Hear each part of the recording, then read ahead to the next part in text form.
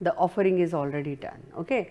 So, there is a prima facie, we can say Intex acted in bad faith, that was the observation of a court, and then the further what happens, that the decision, that observation is, the decision is given that yes, already the infringement has happened, and therefore, court directed that Intex should pay Ericsson 50% of the total royalty amount. So, they have to calculate the amount, which is the royalty amount, what is the royal amount, and 50% of the royalty amount should be given as per the total selling price of the devices from the date of the case, the date of the filing of this case.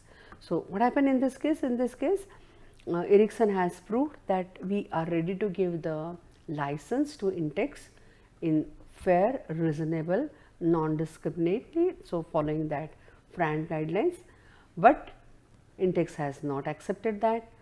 Intex tried to go to CCI, proving that it is an abuse of power.